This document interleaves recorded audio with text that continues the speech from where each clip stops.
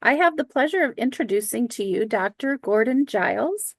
Dr. Giles is Professor Emeritus at Samuel Merritt University in Oakland, California, and is a research collaborator at the University of Wisconsin-Madison and University of Missouri-Columbia. Dr. Giles was Senior Occupational Therapist at the first Behavior Disorder Program for brain-injured people in the world. With Joe Clark Wilson, Dr. Giles developed the neurofunctional approach, which has now been demonstrated to be the only training approach to accelerate recovery during post-traumatic amnesia following traumatic brain injury. His talk for today is titled, Using Habits, Routines, and Strategies to Support Everyday Functioning. So welcome, Dr. Giles, and thank you for being here today. We're so glad to have you with us. I'm very excited to be here, and welcome everyone. All right, so it's traditional for presenters to talk about what they're going to be talking about at the beginning. So here we go. After we've been through this presentation, I'm hoping that you'll be able to talk about a positive approach to the management of age-associated changes. And we all go through age-associated changes. I am now 67, and I am certainly experiencing that myself. We're going to talk about the types of strategies used by older adults, both with and without cognitive problems. We're going to spend some time talking about memory and looking under the hood of memory in order to understand a little bit more about how habits and routines can help us manage our daily lives. And I'm going to talk about how occupational therapists, I am an occupational therapist, and I also have a PhD in clinical psychology, but I'm really an occupational therapist, how we help people discover useful strategies for themselves. And then we'll end up by talking about the kinds of habits that people actually use. And I'm going to be asking you if there are any habits that you have found particularly useful in your daily life. Next slide, please.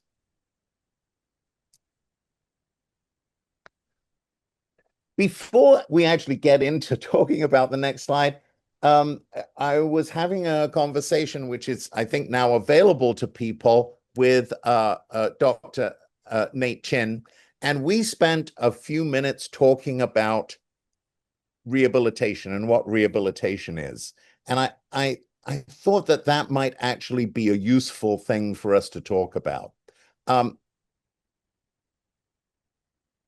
Rehabilitation is something that people with all kinds of issues engage in. And so we were thinking about, is there a general process of rehabilitation? Because you think that people might experience rehabilitation who have had a spinal cord injury, who have had a stroke, and we also talk about cognitive rehabilitation. And I think that the general meaning of rehabilitation is about adaptation. So we all adapt in our lives, and older people, such as myself, have the experience of having adapted to lots of different things. It's actually much harder working with younger people who have less experience of adapting. And so what we really mean by that is to do the things that you really need to do and want to do, but maybe have to change the way that you do them. So all of us have adapted in our lives, but for people who have really big changes in their lives, like having had a stroke or a head injury or a spinal cord injury, we sometimes need help to make those adaptive changes. So rehabilitation is often not about fully recovering the abilities that we had before. Rehabilitation is mostly about adapting to the way that we need to do things now. So I thought that was kind of a useful discussion to have. But let's get back and focus more on the cognition part of it all. So I want just to talk for a minute about the difference between what we occupational therapists calls occupational performance, which is really doing stuff, versus information processing, which is really thinking about stuff. So many of you will have heard about what we call graded hierarchical approaches to cognitive rehabilitation. And they have been available on the interweb. No, internet. That was kind of a joke. And you've heard probably about them on the radio or in other settings as being designed by neuroscientists. And there is evidence that these things can be helpful. And the evidence that is put forward about essentially playing what are thought to be cognitively active computer games. The evidence is changes in laboratory tests of cognition, changes that you can see in brain imaging, and studies that compare a person's abilities before and after having participated in the programs, but importantly, without active control conditions. And I'm going to talk a little bit about what an active control condition is, right? So the general rule is that in rehabilitation is that something always beats nothing. So if you're exposed to some kind of activity, that will beat not being exposed to an activity. Next slide, please. And so we have evidence of this, that when these kinds of hierarchical computer or paper and pencil tests are compared with something that we think is not actually going to work and nothing, we typically see no difference between the outcomes. So you can do the computer game. You could do a computer game that we don't think is cognitively active, or you could do nothing. And this particular study, for example, here shows that there was no difference in the outcome between the computer training that we thought was about cognition, the computer training that we thought wasn't about cognition, and nothing at all. Next slide, please. And Lumosity is one of these games that people have heard about. And just to make the point that Lumosity had to pay $2 million as a penalty because they were claiming that engaging in their program improved people's ability to do stuff. And there is actually no evidence that it does. Next slide, please. So, all right. No, this is not that I'm opposed to computer games. I think computer games are really fun. And we want people to stay active, right? We don't want people to stop doing things until there's evidence that they need to. So what people have been doing, and they've been doing it actually for a long time, is looking at how people who we think are successfully aging are doing it, right? And so when you look at successful aging, one of the principal theories that has really come out of looking at how people are aging successfully is the theory of selection, optimization, and compensation. And so when you look at people who are in their 70s and 80s and older and who are doing well, who describe themselves as doing well. What do we know about them? So they recognize that they have some reduction in their ability. And what they do is they select the most important aspects of their lives, the things that they really want to continue to do. And they increase their attention and the work that they do to maintain their abilities to do those activities. And then they look for ways to get around problems to the continuation of engaging in these important activities. Next slide, please. So the people associated with this really thought, and many other people have run with it since then, are Paul and Margaret Baltes. And they developed this psychological model of describing the attitude and behaviors of older adults, right? And they said that people who are successfully aging develop certain strategies to manage the losses of day-to-day function that just we all experience as we age. So according to this idea, successful aging is about maximizing gains and minimizing losses in response to the things that we want to do in life. And once again, we're talking about selection, choosing what you want to do, optimization, making sure that you can continue to do those things, and compensation, finding ways around stuff that for one reason or another has now become too difficult. Next slide, please. All right. So examples of selection, optimization, or compensation might be for selection, choosing to do fewer but more meaningful activities. Now, I'm not saying that older people should just kind of drop everything that they're doing. This is only in the context of you having more difficulty and really having to think about where you want to put your resources. And then, right, then once you've decided that you want to do that, investing more effort in doing those activities and adopting compensatory strategies when necessary. And you know, we're going to spend a long time on that. Next slide, please.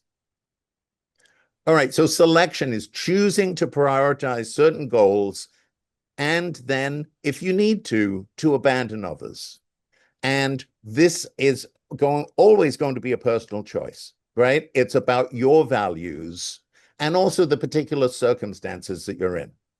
So an example here is a person might choose to focus on travel with family and friends rather than continuing to work if they're in a financial position to do that. Next slide, please. So for optimization, investing resources of time, effort, and skills to maximize the effectiveness of chosen activities. So for example, I might choose to focus on participation in social connectedness, which we know is also very, very important in successful aging, rather than rewarding on socially isolating hobbies. So, you know, I like gardening, but I tend to do that on my own. Maybe there are ways that we can do that with other people. So, one of the other things that we know about is that maintaining social connectivity is really important. But I might also choose to spend time at the gym in order to make sure that I can continue participating in the hiking group that I really enjoy. All right, next slide, please. And then compensation, using strategies.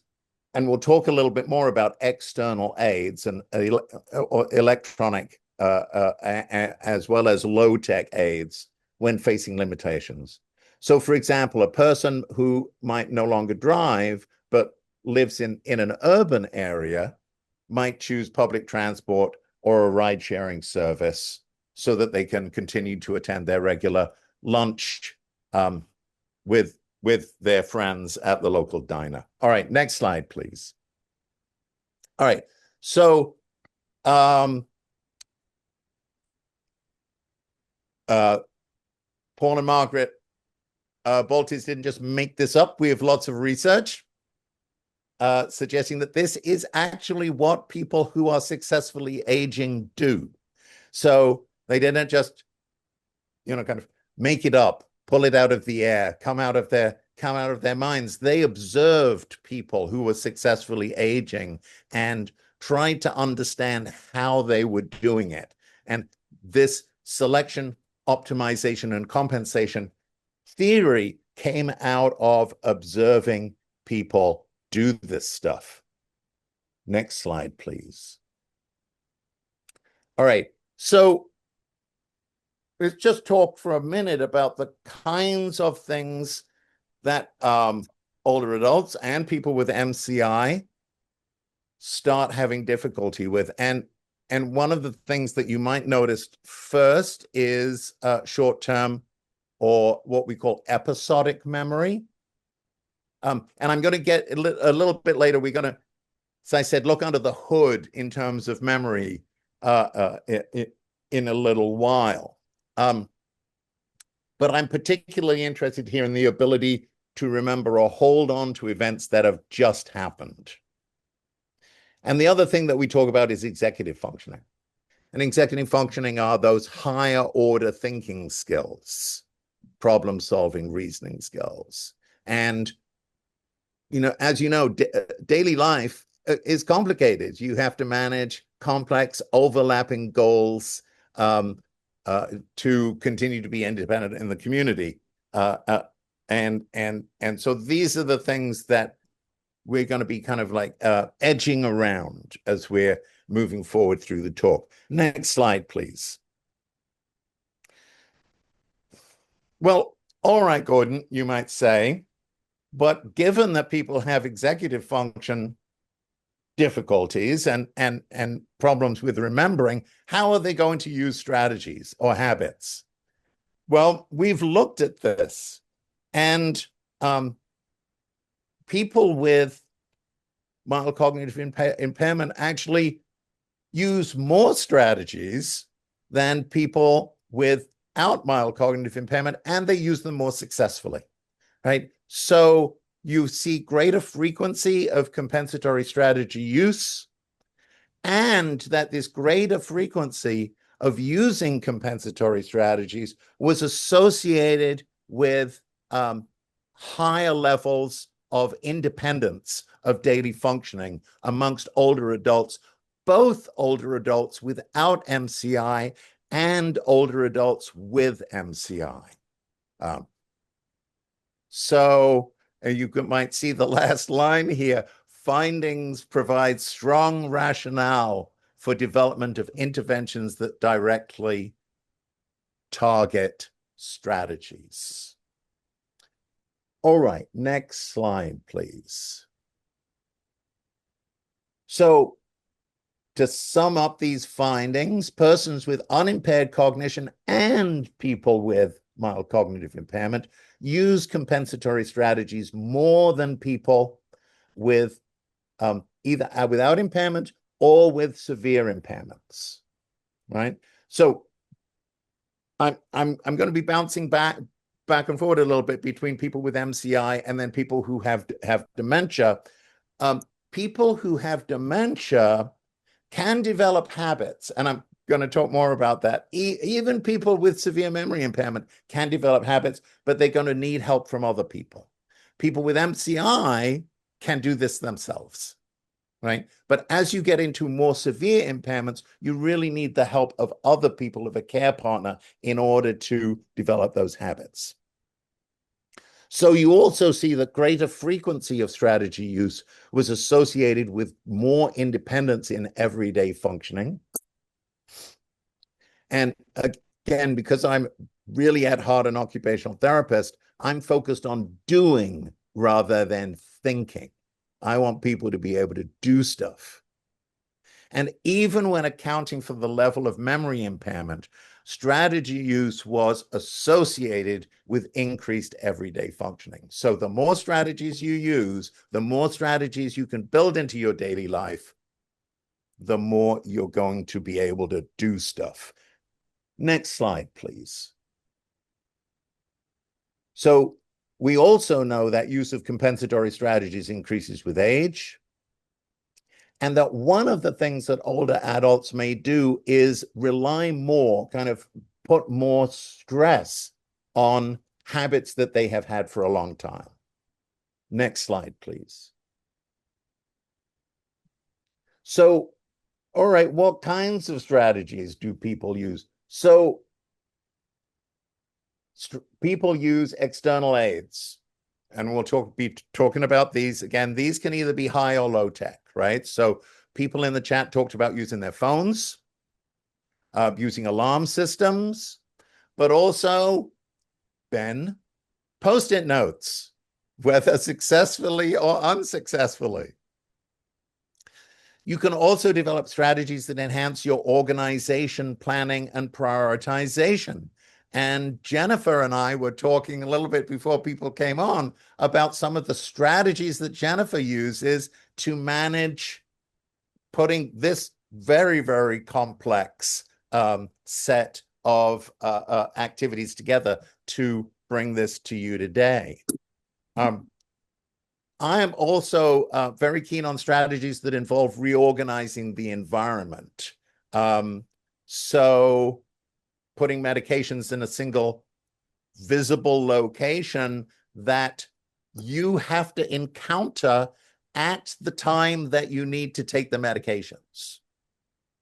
The other thing that I tend to do is if I have something that I needed to do outside the house, the next day, I pile all the things I need to take with me in front of the front door. So I can't open the front door until I've picked up all of those things I need to take with me, right? So, but these are methods that people use, and you have some. You can maybe use them more, or you can develop new ones that help support you in your daily life. Next slide, please. All right, so more examples here. I'm not a big fan. I'm not a big fan of internal aids. It seems to me that they require a lot of effort, but you'll see them a lot in the literature. Sometimes I get assistance from other people. Sometimes I use a memory aid like a phone to help me develop a habit. And then after a while, I don't need the phone anymore because I've developed the habit. And sometimes a strategy might be slowing down to concentrate more on important tasks. Next slide, please. All right. So now we're going to take a little bit of a detour and talk for a minute about memory in general. And there are two important forms of memory or ways to divide memory systems up that we typically don't think about in our daily lives. And they are explicit or declarative memory, things you know that you know and you can tell people about. And implicit, non-declarative, or sometimes called procedural memory, which you can't really introspect. You know that they're demonstrated through performance.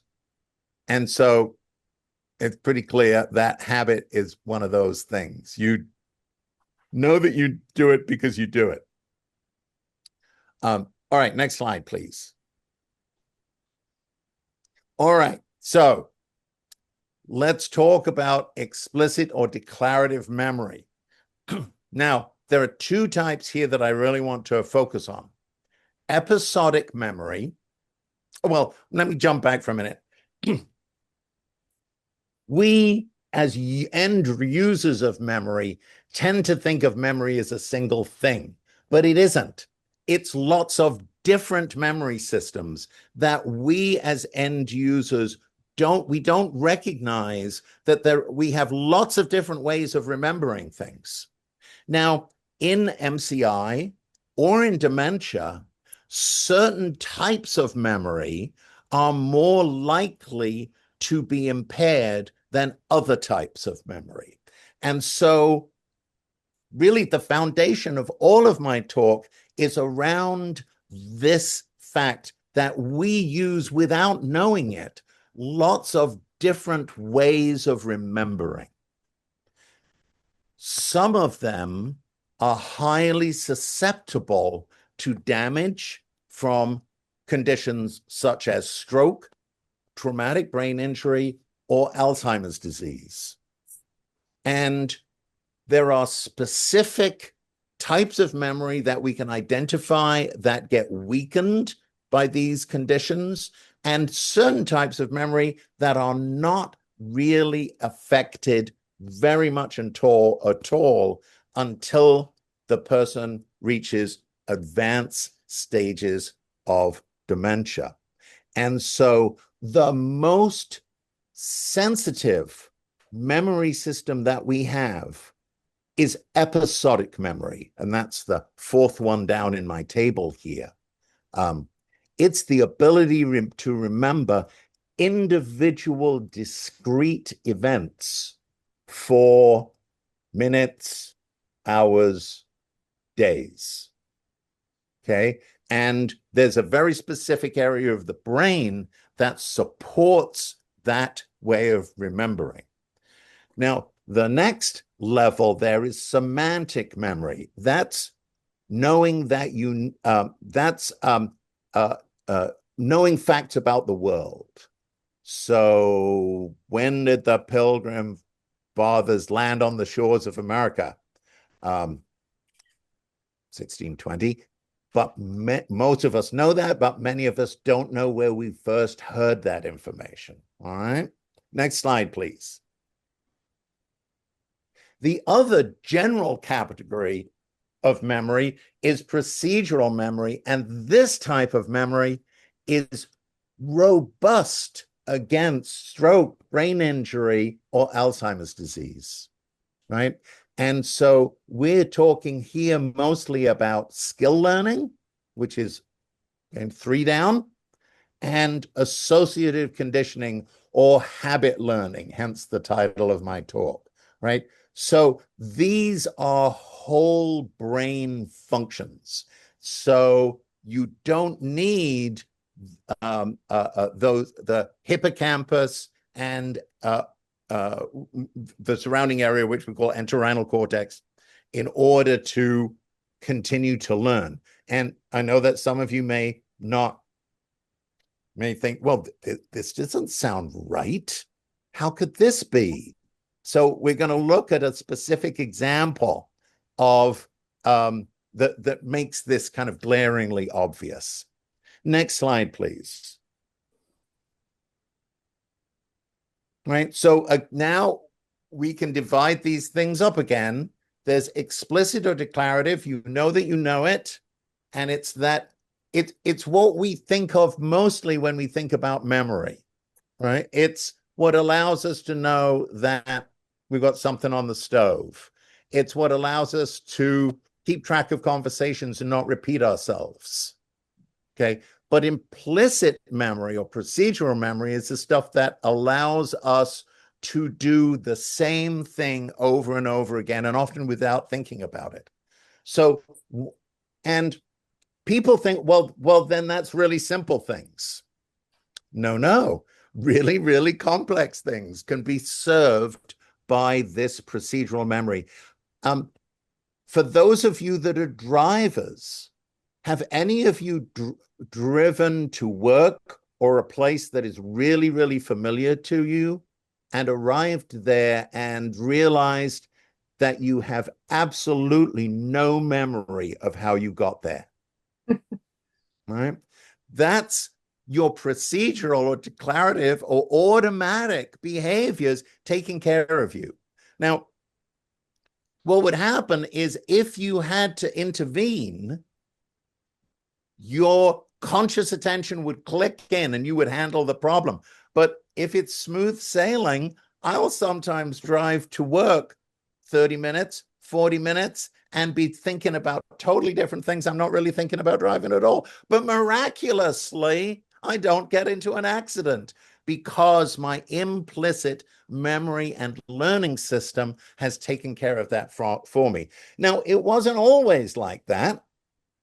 I remember when I had to learn to drive, I could steer the car, I could look at the mirrors, I could handle the gears. I just couldn't do them all at once, right? It took considerable practice for me to be able to drive, well, now reading the newspaper, eating an orange, combing, shaving. No, I'm joking about all that stuff. No. All right, next slide, please. All right, so again, those of you who listened to the podcast heard me do this, but another illustration of this difference between conscious or episodic memory and procedural memory. Well, actually, this is a distinction between episodic and semantic memory, so episodic memory is memory for individual discrete events, and semantic memory is knowledge of the world. So the example that I gave is, who listening to this talk can tell me when we in the United States celebrate our liberation from the hated colonial oppressors, the British, right? Well, all of you can. It's July 4th. But now, not many of you can tell me when you first heard that information, right? Because it's through repetition, it's knowledge about the world. It's like the Pilgrim Fathers arrived in 1620.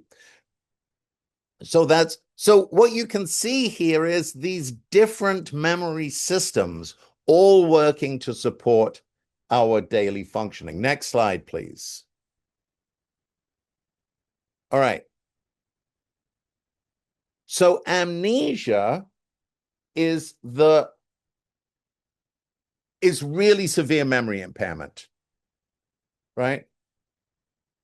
Until Alzheimer's disease is pretty advanced, we don't have amnesia, but it provides us with a good illustrative case of the fact that people can learn strategies and habits even in the face of significant memory loss. Next slide, please. So this is an image of the brain. Next slide, please. And the areas that are circled, that is the hippocampus and overlying entorhinal cortex. And that is the area that serves that ability to remember individual discrete events, what we typically think of as remembering things. Next slide, please. So I want to talk with you just briefly about this gentleman named H.M. And he had intractable epilepsy as a young man. And before we knew anything about where episodic memory was housed, he had surgery to fix his epilepsy. I mean, he was having seizures very, very frequently, and it was completely debilitating to him. So what they do, and this kind of surgery is still conducted, it just wouldn't be done in this location, is the surgeons tried to remove the locus, the place where the abnormal electrical discharges were happening. And for him, they were his hippocampi, the two sides of his brain that we now know subserved this type of memory. Next slide, please. And so what happened to him, very unfortunately, was he had really, really severe memory impairment as a result. And this slide shows that from the time of the surgery, he couldn't remember any individual discrete event that happened to him. And he also had some retrograde problems in remembering things in the past, but but once you got about 5 years back, he could remember things that happened to him. Next slide, please. Okay, so he had preserved working memory, so we could hold on to things for a couple of seconds, or if he repeated them over and over again. But his episodic memory, his real ability to remember things for minutes, hours, and whatever, was severely damaged. So he just couldn't remember new stuff. But he had preserved procedural or implicit memory. He could learn habits. Next slide, please. So certain things he just didn't remember, such as death of his favorite uncle, because that had occurred just a little while before he had his surgery. And he never learned new words after his surgery. So when he was asked what biodegradable meant, he said 2 grades, right? Biodegradable. Oh, right. So really more evidence of the fact that he couldn't learn new stuff that was declarative. Next slide, please. But he could learn all of this stuff that was automatic. He could learn all of this stuff that did not require the hippocampus. So if you look at the last line here, his procedural memory is intact. New slide, please. Right? So he could learn. He would practice mirror writing. I don't know if you've ever tried this, but oh my God, it's so difficult. Trying to trace a pattern when you're looking in the mirror because it's reversed. So what they did was, you can see the little graphs at the bottom. They had him do this over a number of days, and he got really, really good at it. And each time he went to do it, he said, "Oh, I've never done this before. I don't know how to do this." And they had to persuade him to actually engage in the task because he didn't remember ever having done it before. But the learning took place. You don't have to remember that you've done it for procedural learning to kick in. I will tell you how it's helpful when we get there. Just bear with me. I told you it was a detour. But I totally get why you're asking the question. Totally get it. Next slide, please. All right. So here we are. Strategies. The point here. Dr. Giles, Yes, is please. this a good spot for your break? We're coming up on our break time. So I just wanted to see if the strategy section you wanted to do before the break or if we should hold that till after. Jennifer, thank you for the prompt. Yeah. Let me just say, to respond to why are you telling us this? Habits can be learned by people across a range of cognitive deficits. This is the why, because oftentimes people say, well, I have memory impairment. I can't learn to do new things.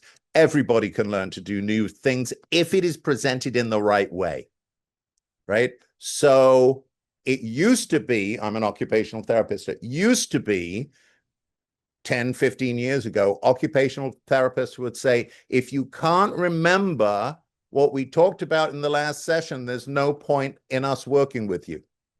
That is flat out wrong, because through practice, people can acquire new skills and strategies that are really helpful for them. And if you can't do that yourself, you can be helped by another person to develop those strategies. Right? So let's take a break there. And when we come back, we'll talk more about strategies. This is really helpful. We've got Dr. Giles, we have We've got about 7 minutes before we take our break. So Okay. this is a great opportunity for us to do some Q&A with folks that have put some questions in the chat. Ben, do we have some questions? I'd really like to answer if could respond, because I'm very much taken with her question as why is this important, and see if I've answered that question for her, though we haven't really got into the content yet. Yes, I think you answered that pretty well, and I'm looking forward to the next part of the talk. All right, thank you very much, and thank you for the because yes, I'm sure that you're not the only person who is thinking exactly that. So thank you very much. As you were talking through your slides, Dr. Giles, I started thinking about, I used to run an adult day program, and we had participants that would say, my family is always asking me what I had for lunch, and I never remember. But could you write it down for me so that they'll know the answer? So I thought it was really interesting that this person could remember that she couldn't remember, and that she had a strategy that she wanted to be used so that she could correctly inform them of that information. And I think that's an example of some of these different ways that our memory works, the complexities of our memories. Is that correct? That's absolutely correct. No, one of the things I would say is that unfortunately, the learning is not taking place amongst the family, right? Because the family is asking a question that the person can't answer. So part of my job is to assess people, and I do it very, very. I go to many hospitals and I talk with people, and I will ask people things about what has happened recently with them, but when they can't tell me, I switch very quickly to tell me where you grew up. Tell me, what was high school like? Did you have lots of friends? Right? Because these are the kinds of questions that people who have significant memory problems are going to be able to answer. But yes, this person has come up with a strategy in order to support the family. The issue is that the family hasn't recognized that this isn't a question that the person's going to be able to answer. But the repetitively asking has moved the information through episodic memory, which is impaired, into semantic memory as a result of repetition, right? So it has become now knowledge of the world, like when the Pilgrim Fathers arrived in the United States, or when July 4th is. For that person, they always ask me, I never can answer.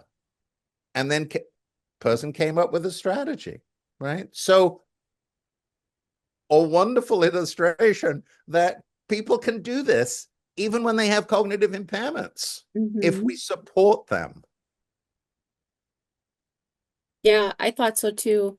The other thing that struck me as you were talking through all of this is I have also noticed that like whiteboards with the information of the day also helped folks later in a disease process reduce the number of repetitive questions. So absolutely.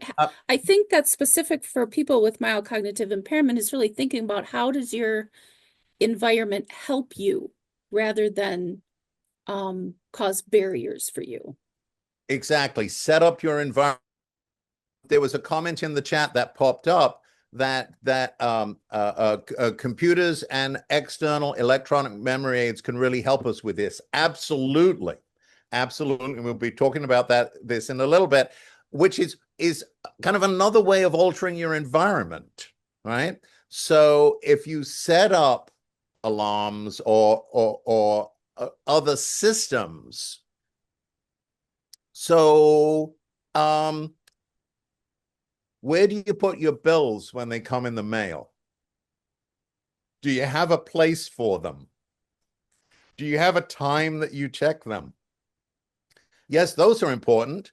But another thing that I do is I have online banking, and I have the minimum payment set up, so I'm not going to get charged if I miss a payment. And do we have other questions? We've got a couple more minutes before the break. Yeah, I also want to respond to your point about the marker board. Every so often I travel for work,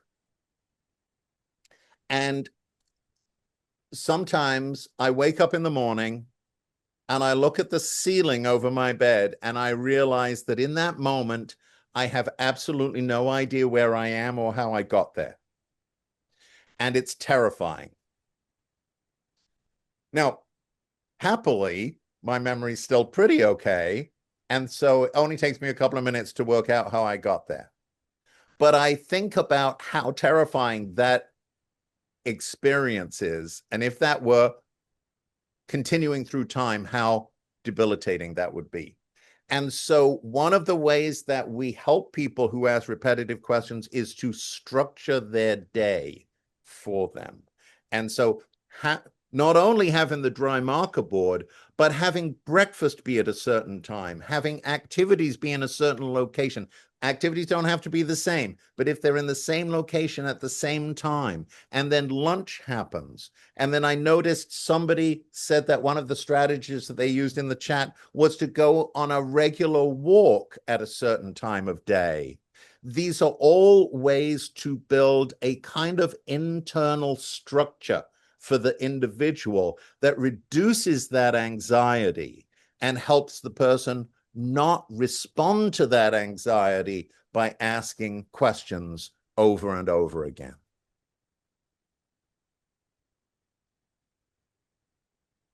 Did that answer your kind of comment there, Jennifer? Perfect. Are there any websites you would recommend for additional resources for folks with MCI?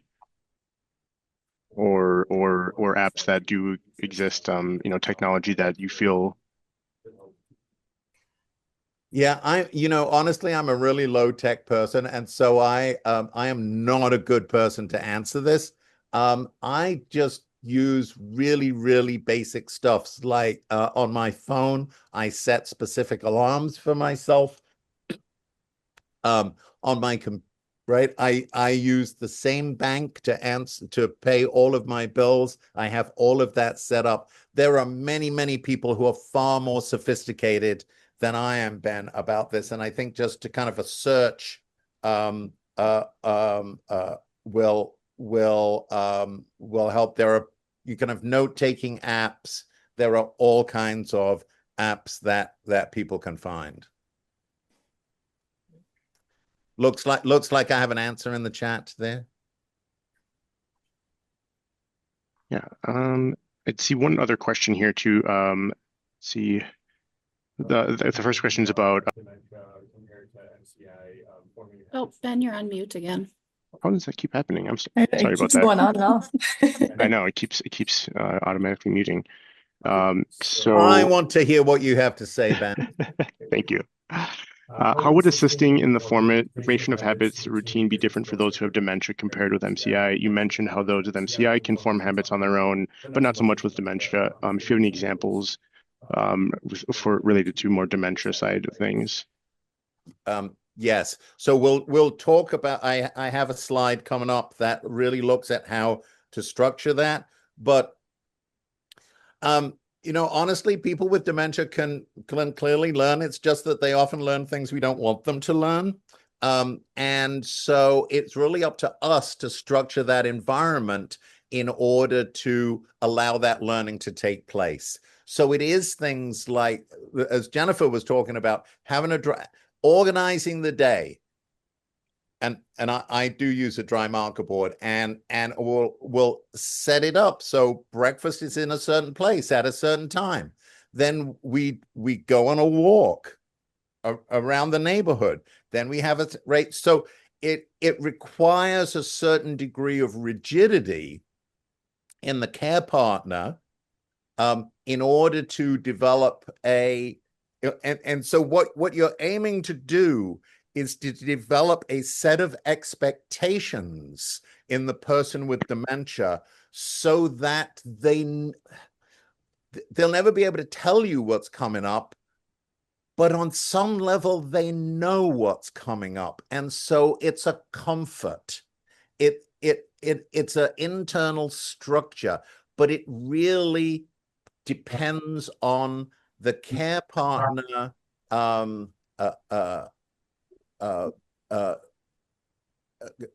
getting support. So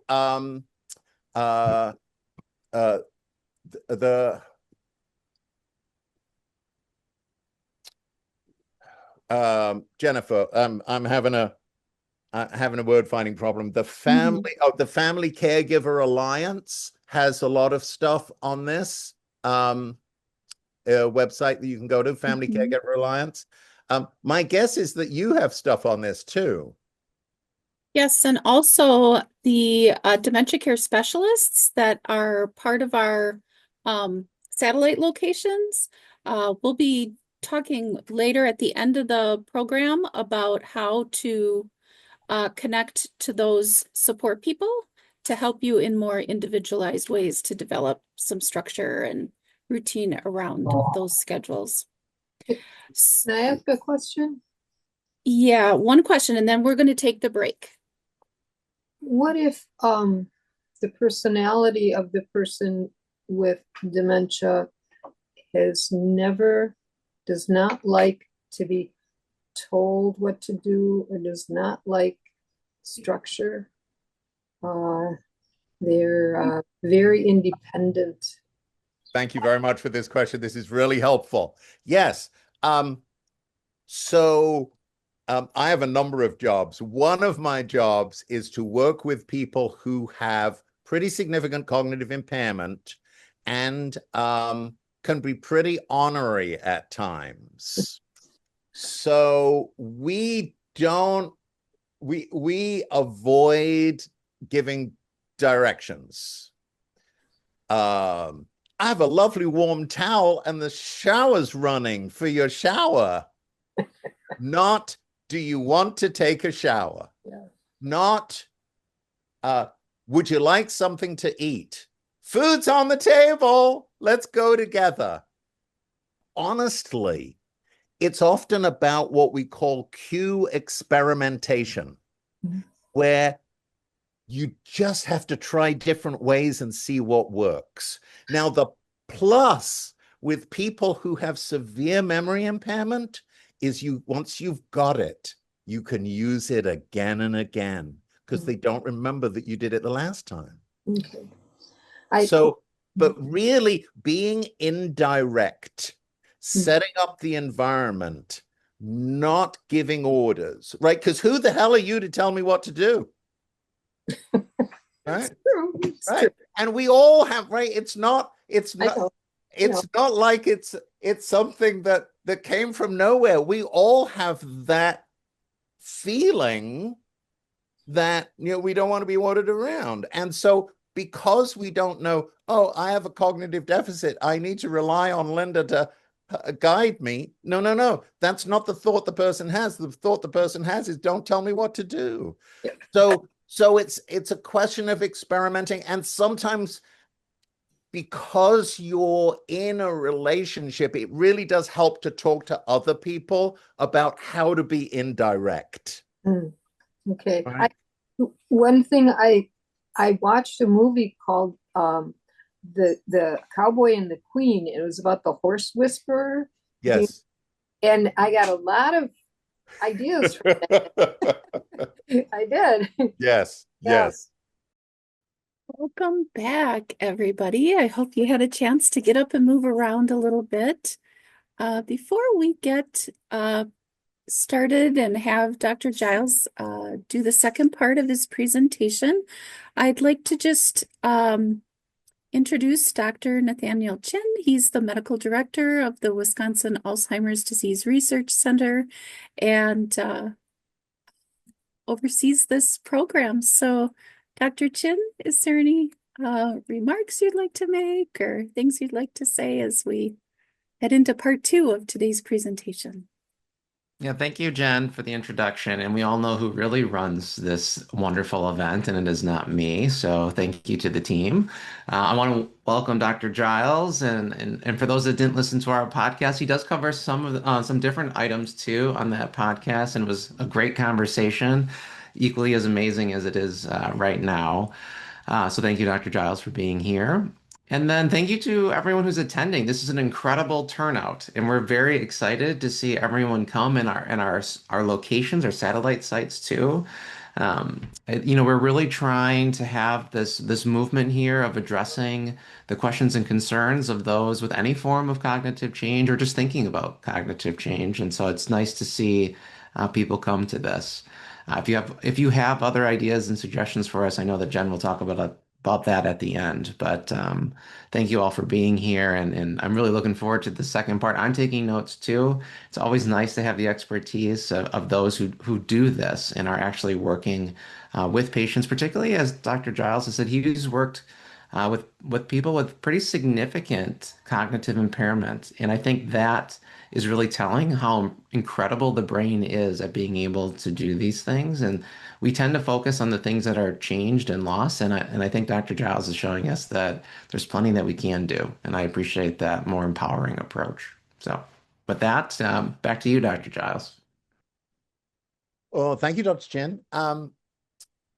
So I watched some of the videos in the break, and so one of them was about fall prevention and suggested yoga and other exercises, and that is a perfect example of optimization that I was talking about earlier in the talk, that in order to have people be stronger, to feel more comfortable and reduce the risk of falls, to do things that optimizes that ability to move around.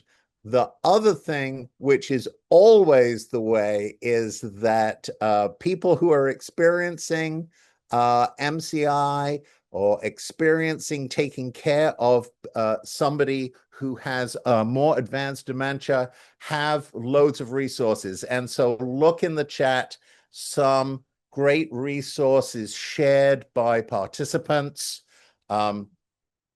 websites, other individuals that provide information that you can get on the web. So can we put the slides back up, please? All right, so we're in strategies. Next slide, please. So sometimes it's really simple. How to simplify your life. Remove clutter, limit choices, select what you want to do, and then build routines so you're doing things the same way over and over again. Just makes life easier. And then do things with other people if you can. Next slide, please. So here's an example of a cluttered bathroom and a much clearer bathroom. And so what you'll see is people, once they begin to get into the dementia spectrum, sometimes the person that you're caring for with dementia will not be able to brush their teeth in the bathroom on the left here, but will be able to do it on the bathroom on the right because the choices are simplified. Now, in this particular case, there's, you might notice there's a set of instructions on the mirror. It's a checkoff sheet for things to do in the morning. Some people can respond to that, other people cannot. But just the simplification of the stimulus environment as the person becomes more, we talk about stimulus bound, being just responding to the things in the environment, reducing clutter can really, really be helpful. Next slide, please. So here's an example of what not to do. All right, so right, an extremely complex stimulus environment. Oh my goodness. This is actually from a test that we use of functional cognition, where we're deliberately making things really difficult for people. and people have to select the things that they want to use to perform an activity. So I had this picture lying around and thought I'd throw it in. Next slide, please. Okay, so the line between what's a strategy and what's a habit is fuzzy. So, but you can turn your strategies, your deliberately engineered ways of doing things into habits by repeating them over and over again, right? So I set up my medications in the morning on the dresser that I have to pass by in order to leave my bedroom, right? So I now have a habit of taking those medications at a particular time of day. So even when I am not in my own bedroom, when I'm somewhere else, when I'm traveling, I have an internal pull. Oh, I need to take my medications. It has become a habit. But the line between a strategy and a habit is a little fuzzy, but it is based on practice. And we're looking for ways to optimize our performance without having to think about it. And that is the great thing about habits, is they're automatic. Next slide, please. So just the evidence here, it's for people without cognitive impairment, and it's really hard to do these studies, but for people without cognitive impairment, it takes between 18 and 100 days to really solidify a habit. And the average, again, for people without cognitive impairment is around 60 days. Based on my experience with profoundly impaired people, I think it's a lot faster. There is evidence that your actual, the episodic memory I've been talking about interferes with habit development. So I've certainly seen people develop pretty robust habits in around 10, 15 days, people with pretty severe impairment. So this is I think the upper bound for habit development. Next slide, please. All right, next slide. All right, this is one of my favorite slides. I had somebody design it for me, so I'm not taking responsibility for the design elements. But what we want with a habit is to develop automaticity, or automatic behavior. So if you look at the right-hand side of the slide, in the middle, automatic behavior, that's what we want. That's what we mean by a habit. Now, there are two ways that you can develop a habit. You can make a conscious decision to engage in the behavior, self-directed learning. If you want to learn how to play tennis, you go out and get tennis lessons, or you go play with your friends, or you practice against a brick wall, right? It's you making the decision to develop the skill. If you have a more severe cognitive impairment, you're not going to be able to make that decision. You won't remember that you're trying to develop a habit. So you need other people to help you. So it needs to be stimulus driven. It needs to be managed by somebody else. But what is central to however you're trying to develop automaticity is the consistent engagement in an activity. It's doing the same thing over and over again. And the result of this practice is that when the behavior is automatic, it decreases conscious decision making, right? So you don't have to. So once I've practiced taking my medications in a certain way for a certain time, it's just automatic. I don't think about it. I just take the medications. And the other thing that happens is there is a decrease in the situational cues that are necessary. So I don't need as much to trigger my engaging in the behavior. So habits are automatic. We can get there by developing strategies, reorganizing our environment. Care partners can develop routines in the day that can again develop habits. So if you do it over and over again, and lunch is always at the same time, you will find that your individual with mild to moderate dementia comes to the kitchen and sits at the kitchen table where you always eat lunch without being asked after 2 to 3 months of doing it the same way. Right? New slide, please. And the key is practice. It's doing the same thing over and over again in the same way, in the same circumstances. Next slide, please. So just a little shout out to me.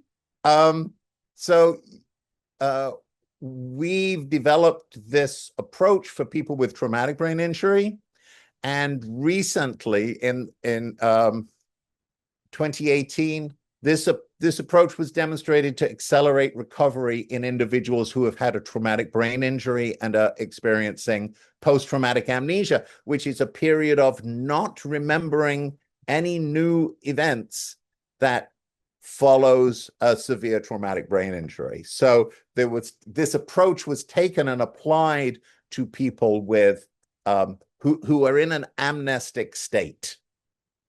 Now, typically after traumatic brain injury, this amnestic state is time limited, so the individual memory will improve. But what we were looking at was, could we accelerate reassumption of daily living skills during this period? And I, with my friend and colleague Joe Clark-Wilson, developed this approach, but we had nothing to do with this actual study. Next slide, please. And let's skip over that because well, no, let's go back actually. What it says is, because it's kind of important, what it says is that using this approach did not increase agitation in individuals in post-traumatic amnesia, right? So it didn't make, it didn't irritate them more, because one of the hallmarks of post-traumatic amnesia is some of the stuff that Linda was talking about a little bit ago, is that people don't like being told what to do. Well, I'm a person, I don't like being told what to do. So we all share that, but because the circumstances have changed for some people, they kind of need that life to be structured for them. So it becomes quite a tension and very stressful for the individual who is providing the care. Because I really need you to do this. You don't know that I need you to do it, and you're not doing it. And oh my God, I don't know what to do. So Linda, I absolutely get exactly where that's coming from. All right, next slide, please. Okay, so you develop habits by doing the same thing across multiple trials. Now, it can be time or situation based. So we talked about this. If you can do both, it's going to be stronger. If you can do it at the same time in the same place with the same stimulus, right, the same surroundings. So I was actually trying to develop a time-based habit of taking my medications by setting up the environment so that I had to walk past the medications in order to get out of my bedroom, right? So I had to see them. But now that has developed a time-based habit. But the more cues you can provide, the same time, the same place setting, the same place to sit at the table, the more it can be the same, the more robust the habit is likely to be. And then you want to do it as much as possible so it builds on itself. So you're doing it every day in the same way. Now, the key here is, I want to be clear, is you don't have to eat the same food. It's the external structure that is the same. So you can go for a walk. The walks can be different, but the time slot is the same. You can do different recreational activities, but the time slot, and if the location could be the same, that all helps. So we're not talking about kind of doing the same thing over and over and over again, but providing a structure to the day. Many of us have that structure. We call it work, right?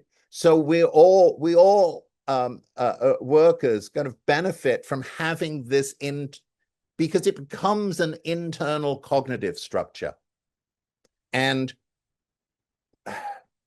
the more cognitive impairment you have, the more you need that internal structure. All right, next slide, please.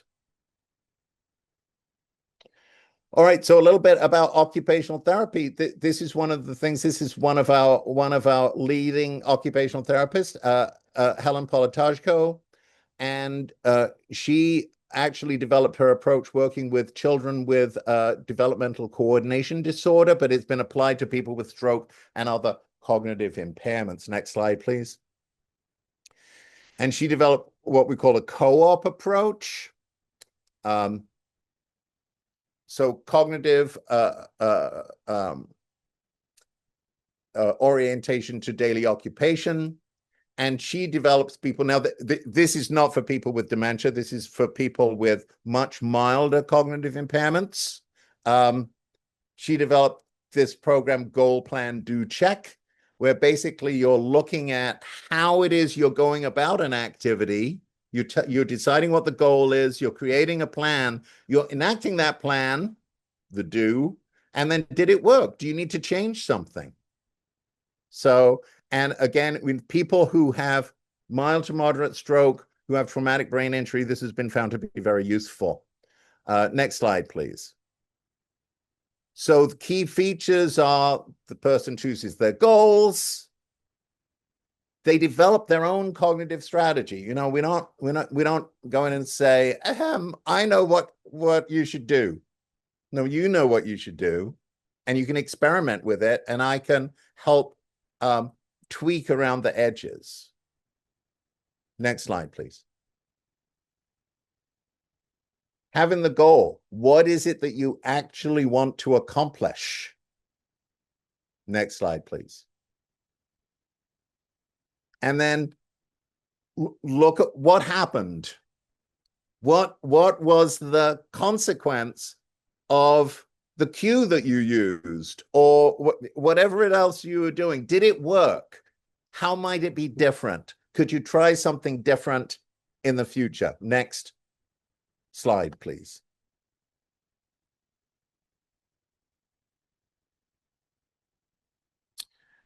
Right, and then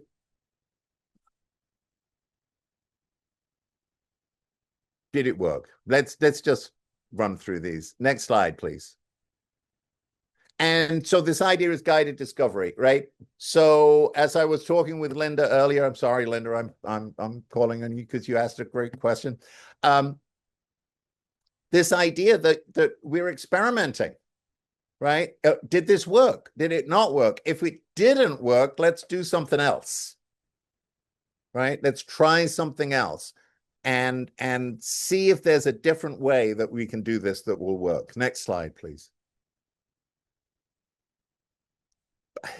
Well, fun. It's hard sometimes, but we want to see what we can do that will increase independence. Next slide, please.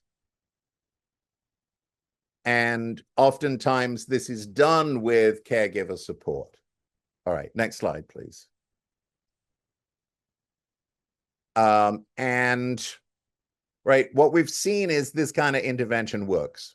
Right, so this is just from last year, an Alzheimer's disease specific journal looking at these types of interventions and their effectiveness, and findings that, yeah, they help. All right, next slide, please. All right, now I'm moving into the more strategies. All right, so cognitive support tools. We've talked about this. What are the kinds of things, adaptations to our environment that we can use that will help us? And I talked about these, the technology can be high or low. Next slide, please. So examples of tools, memory aids such as checklists, reminders, Ben, post-it notes. But I would suggest notebooks or dry marker boards, because of exactly the problem we said with post-it notes. Higher tech things are auditory alerts, alarms, or timers. There was a question in the chat about people kind of going off topic and doing things. This is before, not this current chat, but the questions that we saw about going off. And there's an intervention called goal management training where you actually set an alarm to go off every 20, 30 minutes, in which what you're doing, the habit you develop is, am I doing what I want to be doing? Or did I get sidetracked? And the alarm just is a trigger for you to ask yourself that question. Am I doing what I'm supposed to be doing, or am I doing something else? And of course, you're free to do whatever it is you want, but the alarm is just to say, okay, so, and I think the name of the intervention is a goal management training is exactly the point, that are you meeting your goals? And then organization tools. We have an example here of a medication tray. The example of the picture of the simplified bathroom. And then we can talk about virtual assistants in smartphones and so forth. Next slide, please. So cognitive support goals can be very simple. I have a notebook that I use. I'm very low tech in that way.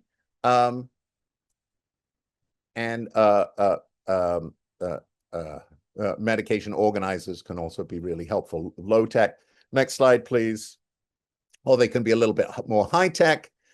Lots of smartphone apps. I'm actually, because I work primarily with people with pretty severe impairments, most of my time is spent getting people to bathe, dress, walk, and so forth. I am not the person to hit up for what are the best apps. I'm sorry, I wish I was, but there are a lot, and you can do a lot with them. All right, next slide, please. All right, and this is just from article in Archives of Physical Medicine and Rehabilitation that looks at some of these tools that you can use in terms of organizing yourself. And it's divided into home, school, or work.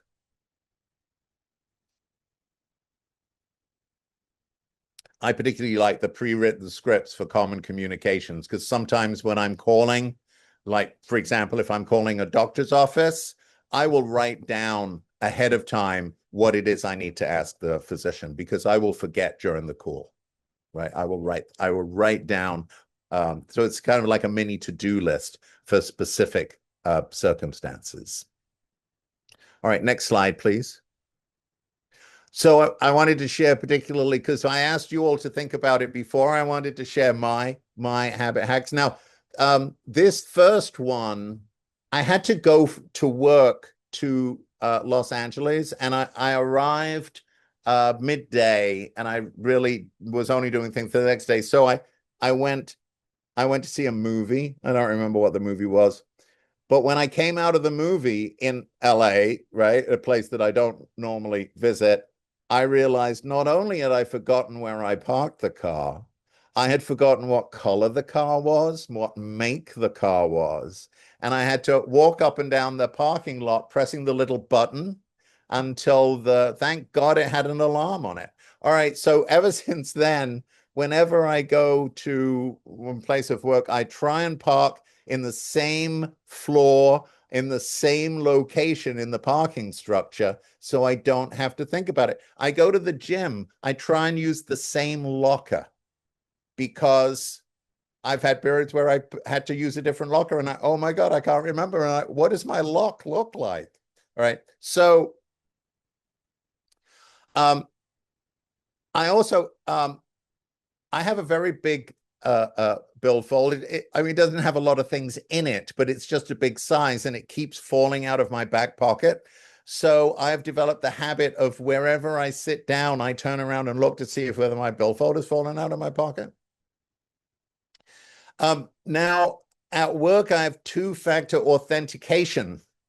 So if I want to get into the website, I have to have my phone. So anytime I leave the house, it's phone in one pocket, keys in the other pocket, billfold in the back. It's a 3-time check. I've talked about the medications on the dresser next to the bedroom door. Okay, and stacking things against the front door. So those are my hacks. Next slide, please.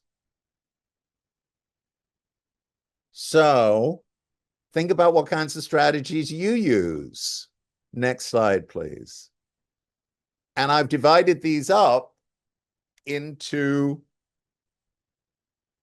different domains. So the first one here is managing appointments.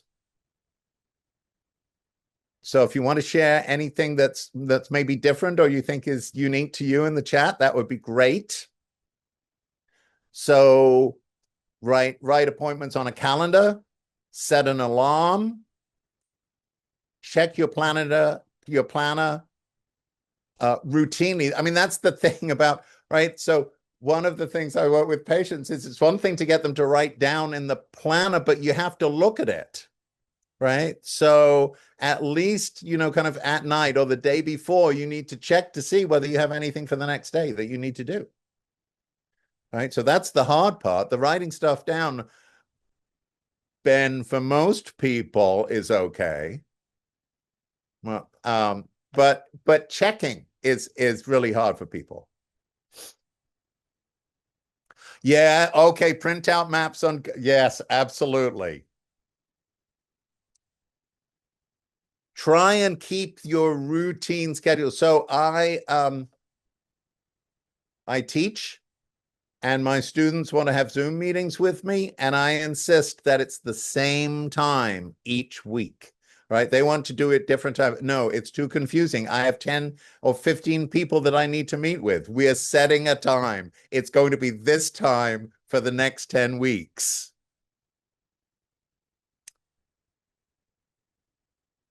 Let's see. Gathering items to bring to appointment. Putting things in a visible location. Oh, an audio recording. That's another thing. Most phones now have a recording device. So if you're in the doctor's and you think that you might forget something that you're told, maybe use your smartphone and record it. You have to ask permission, of course. Oh, that's great. Look at something, say it, Chester. All right. Very good. All right, let's look at the next one. Next slide, please. So for shopping activities, have a shopping list. Keep a running shopping list, maybe on the refrigerator.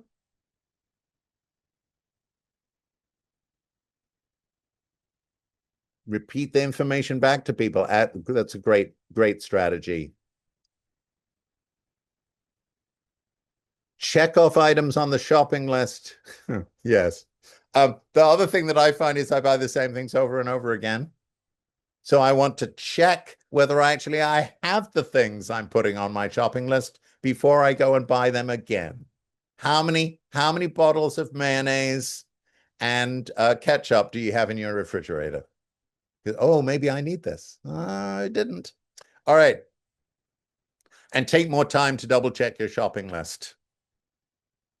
All right, next slide, please. All right, cooking. Setting timers. Again, you can have a separate kitchen timer or you can do this on your phone. Actually put the written recipe out. I have to tell you, I did make a pumpkin pie not too long ago and forgot the sugar. It was disgusting. I thought maybe it could work, but no, it went in the trash. Stay in the kitchen. right? Set out the ingredients that you need ahead of time. Some people are going to limit cooking things in the microwave. And then trying to keep your cabinets organized. I'm sure I have that spice here somewhere, but it's buried under a ton of other things. All right, next slide, please. On my managing finances, I already talked about I have one bank where I pay all of my online bills. I have one place where I put those bills when they come into the house. You can choose to pay your bills on a certain day of the week or month.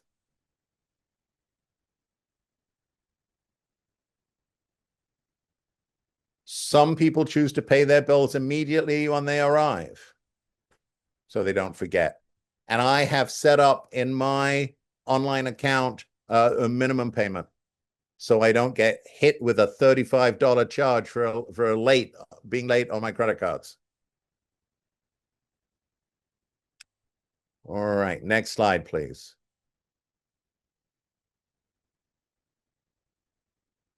Stuff related to transportation. Oh, you see, there's a little cultural bias here in this picture. I don't know if you notice. That's a red double-decker bus with a London taxi cab behind it. But shh. Yes, I am one of the wicked colonial oppressors. I used to be. I'm now a proud citizen of the United States. Okay, so using GPS devices in the car. I have to prepare myself if I'm going long distances. I plan it out. Places I haven't been before. I'm much more comfortable driving during the day than I am at night. I try and avoid driving at night in the rain. And driving at times that are not peak. Right. So if I have a trip, trying to set out right.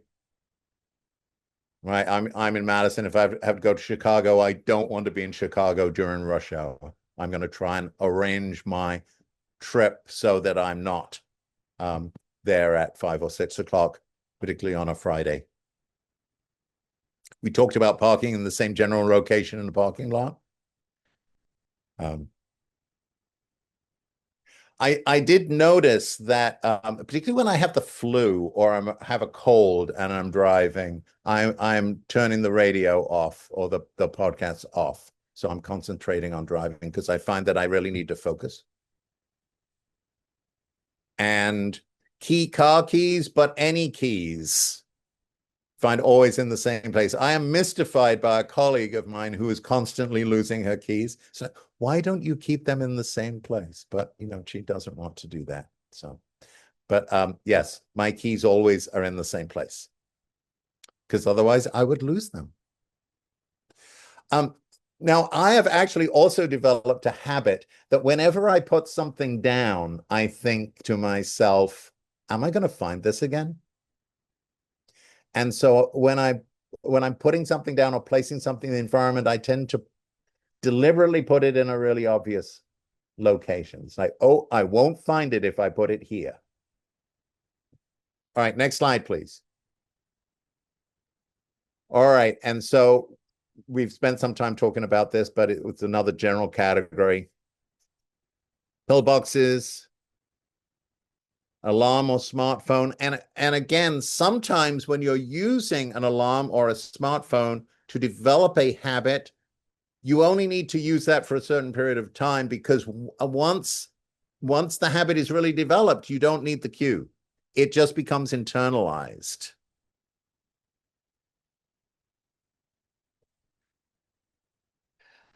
Yeah, the hiding, yes.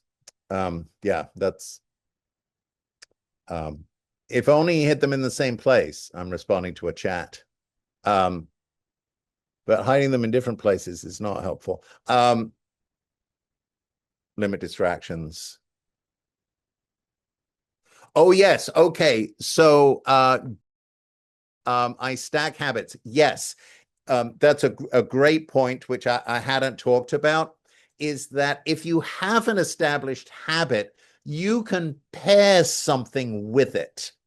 So you can add on to a habit. So if you're taking your medications at a certain time and you need to do something else at a certain time, maybe add that to taking the medications. So you're pairing together. It makes developing the new habit much easier than trying to do it in a novel environment at a different time. Thank you very much for the prompt. All right, next slide, please. Okay, so this is kind of the end of my talk. We can certainly answer questions after this, but the take-home message is people who use more strategies are more independent in their daily lives. The evidence is really clear. You can develop useful strategies yourself, and if the person has significant cognitive impairment, other people can help in developing those habit strategies. Environmental reorganization can facilitate performance and does not require that episodic memory. You're putting the things in the place where you're automatically going to go to, right? So mine is on a chest of drawers right as I leave my bedroom. They could be on the kitchen table. They could be in the bathroom next to the toothbrush. Anyone can turn their strategies into adaptive habits. If you can't do it yourself, you can help by other people. Habits can develop in people with even mild to moderate dementia. People who adopt new helpful strategies report improved quality of life.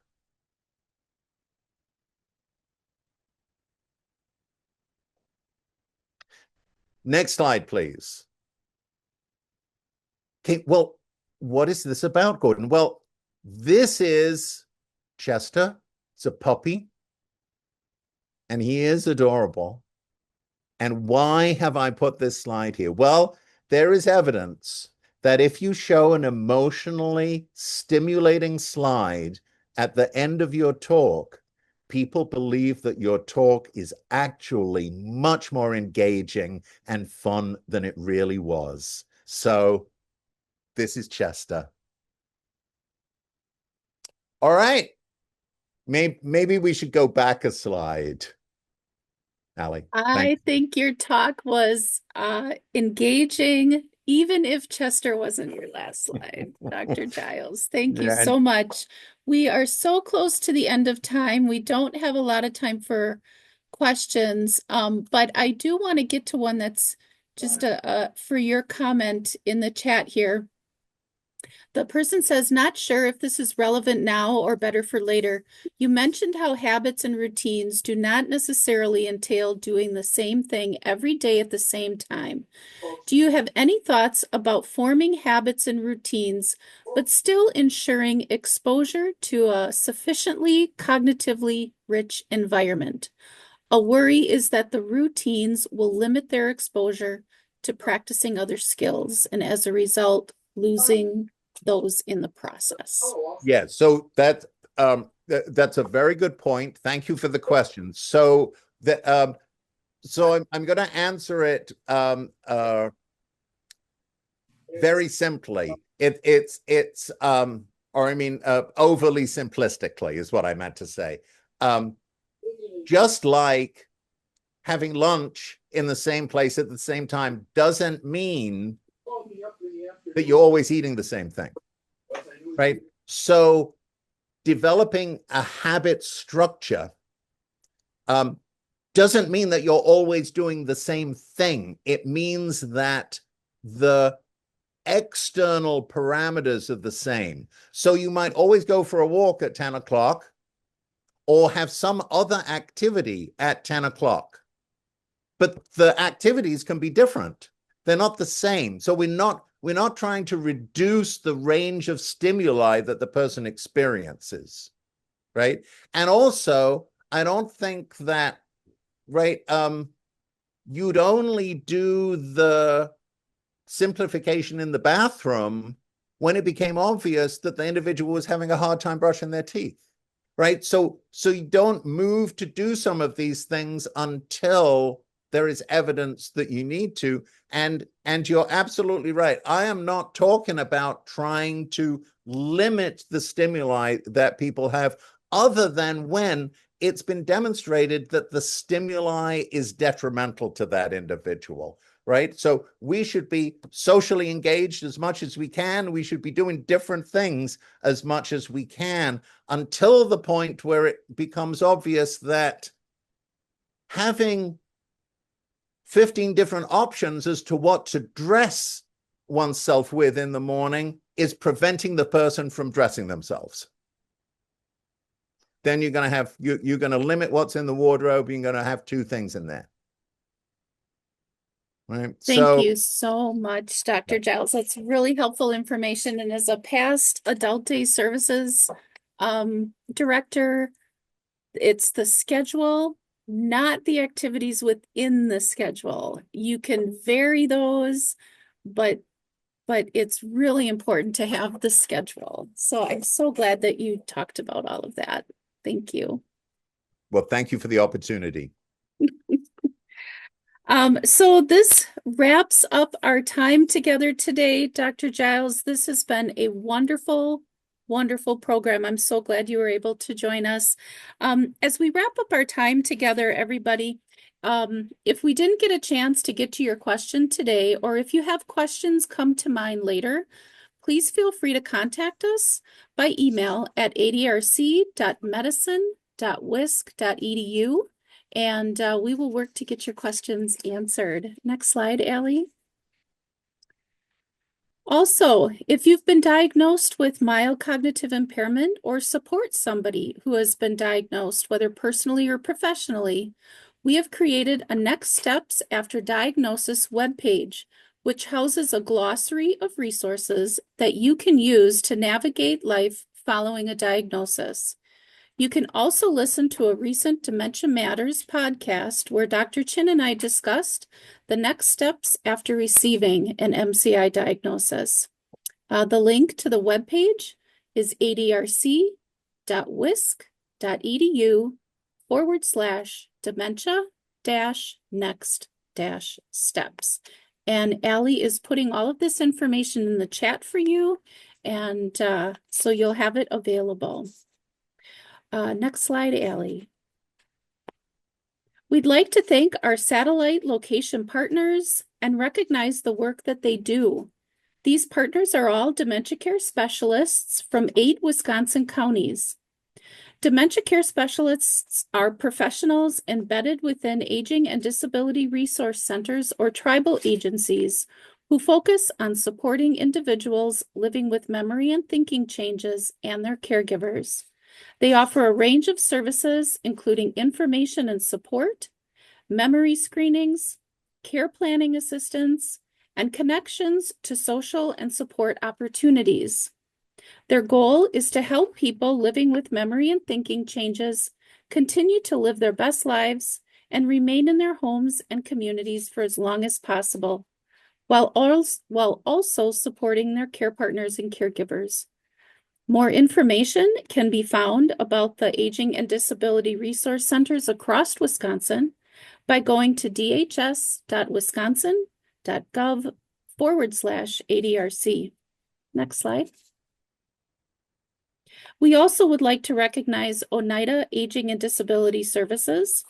Oneida Aging and Disability Services provides resources and support to older adults and individuals with disabilities, helping them maintain independence and quality of life. The services are delivered through the Oneida Nation's Aging and Disability Resource Center and Aging and Disability Resource Specialists. The Resource Center serves as a central point of contact for older adults and individuals with physical or intellectual or developmental disabilities, offering information and access to various services and programs. The Tribal Aging and Disability Resource Specialists focus on assisting tribal members, particularly those 70 and older, with accessing community services, long-term care programs, and benefits programs. Oneida Nation services for elders include caregiver support, congregate and home delivered meals, elder abuse preventions, transportations, and more. The services aim to promote independent living, healthy lifestyles, and overall well-being for older adults and individuals with disabilities within the Oneida Nation. To reach the Oneida Aging and Disability Services, you can go to their website at oneida-nsn.gov/resources/aging disability services or call 920-869-6834. Next slide. The next program for the Healthy Living with MCI Education Series will be on Friday, September 12th at 9:30. Our guest presenter will be Dr. Victoria Williams, a UW Health neuropsychologist. Dr. Williams will break down how doctors use cognitive tests and brain scans to understand changes in memory and thinking. Registration will open soon for this program and will be available on the Healthy Living with MCI webpage, which is adrc.wisc.edu/MCI. And also mark your calendars and save the date for the WADRC's Fall Community Conversation, which will be on Thursday, October 9th. We are just starting to get information up and ready to go for that. So stay tuned and go to our events page where we will have all those updates. Next slide. If you haven't yet tuned in to hear the Dementia Matters podcast, I highly recommend doing so. Dr. Chin has some great conversations with leading scientists and caregiving experts to bring listeners the latest in Alzheimer's disease news, research, and caregivers. And you can see on the screen there where you can find his current and past interviews. Next slide. If you're looking for a way to stay connected and up to date on news and events happening at the Alzheimer's Disease Research Center, consider subscribing to the center's e-news called Headlines. And the link is on the slide and in the chat. Also, if you're interested in learning more about research studies through the Wisconsin Alzheimer's Disease Research Center, you can visit our website to see which studies are recruiting volunteers and how to enroll in the recruitment registry by going to our Open Studies page or our Volunteer for a Study page. And lastly, we'd like to encourage you to complete the program survey. That's on the next slide, Allie. Your feedback is important to us. And we use this to plan and deliver our future programs. You can access the survey via this QR code, which Allie's going to keep up here for a little bit, and a link to the, or you could do the link to the chat, which is the link which is in the chat. And we just want to thank you for taking part in today's program. Nate, is there anything you'd like to say to everybody before we sign off? No, Jen, you covered it. Thank you, everyone. Please fill out the feedback. We do really appreciate it. And we do use those suggestions for topic ideas. Wonderful. Well, thank you, everybody, for joining us. We hope to have you back in September. Have a wonderful weekend. And until we see you again, be well and take care. Thank you, Dr. Giles. Thanks, Dr. Giles.